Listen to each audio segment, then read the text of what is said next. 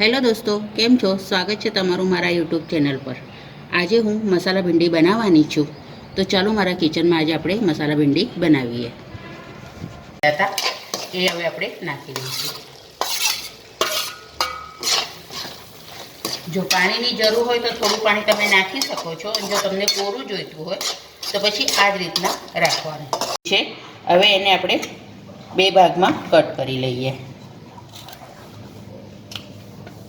આ રીતના બે કટકા કરવાના.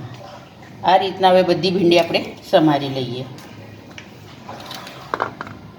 હવે હું ભીંડામાં નાખવા માટે એક ડુંગળી લીધી છે મોટી, 2 ટામેટાં લીધા છે, 1 ઇંચ અદરક, લસણની 6-7 કળી અને 2 લીલા મરચાં. હવે લીલા મરચાં, લસણ ને આદુની આપણે પહેલાં પેસ્ટ બનાવી લઈશું. હવે ભીંડામાં 5 ચમચી હળદર અને લીંબુના 4-5 ટીપા નાખીશું આપણે. અને આને હવે હાથેથી મિક્સ કરી લઈશું. મેં પહેલાં ભીંડા ધોઈને કોરા કરી લીધા હતા, પછી કટ કર્યા.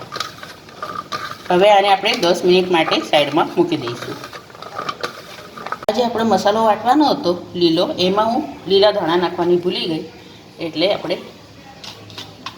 લીલા ધાણા અને એની ડાળકીઓ સેજ નાખીશું, એટલે સ્વાદમાં સરસ લાગશે.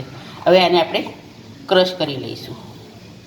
હવે આ 2 ટામેટાં મેં જે લીધા છે, હવે એની આપણે મિક્સીમાં પેસ્ટ બનાવી લઈશું.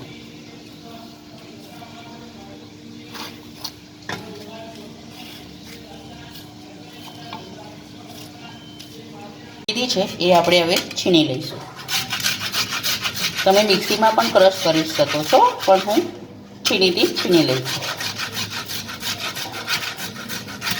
લીધું છે, થોડું વધારે લેવાનું. એ ગરમ થઈ ગયું છે. આપણે હળદર ચોળીને મૂકેલા ભીંડા હવે અંદર નાખી દઈશું અને એને પહેલાં ફ્રાય કરી લઈશું. આપણા ભીંડા ફ્રાય થાય છે તો લગીને આપણે મસાલો તૈયાર કરી લઈએ. અડધી ચમચી હળદર,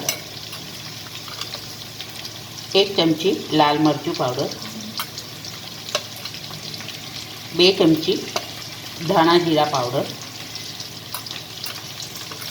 અને અડધી ચમચી ગરમ મસાલો.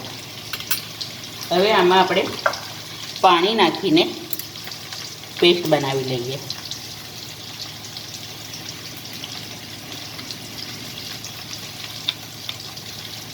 હવે ભીંડા ફ્રાય થઈ ગયા છે. હવે આપણે આને કાઢી લઈએ.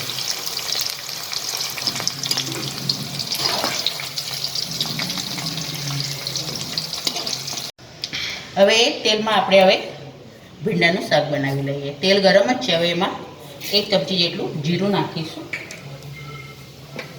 જીરું તતડે એટલે આપણે હિંગ નાખીશું. હવે જે મેં એક મોટી ડુંગળી છીણી લીધી હતી એ આપણે નાખીશું.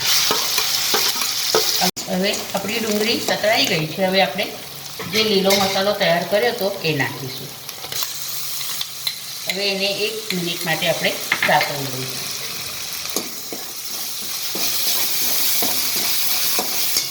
હવે જે લાલ મસાલો તૈયાર કર્યો હતો એ આપણે હવે આમાં નાખીશું. હવે આને આપણે સાતળી લઈશું અડધા મિનિટ માટે. હવે આમાં આપણે ટામેટો પ્યુરી નાખીશું અને આ મસાલાને હવે બરાબર આપણે થવા દઈશું. સ્વાદ પ્રમાણે મીઠું નાખીશું.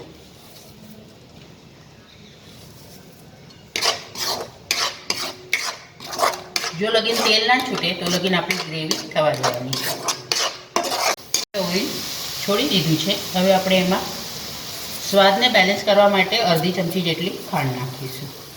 કેમ કે આપણે ખટાશ નાખી છે એટલે સ્વાદને બેલેન્સ કરવા માટે ખાંડ નાખવાની, એટલે આપણે શાક સરસ લાગશે. ગળ્યું નહીં લાગે પણ સ્વાદમાં ફાઇન લાગશે. હવે આપણે જે ભીંડા ફ્રાય કરીને મૂક્યા હતા એ હવે આપણે નાખી દઈશું. જો પાણીની જરૂર હોય તો થોડું પાણી તમે નાખી શકો છો. અને જો તમને કોરું જોઈતું હોય તો પછી આ જ રીતના રાખવાનું. હવે 5 મિનિટ માટે હવે શાકને આપણે થવા દઈશું. ઉપર આપણે ઢાંકણું ઢાંકી દઈએ. તૈયાર છે આપણી મસાલા ભીંડી. આજે મેં મસાલા ભીંડી બનાવી છે.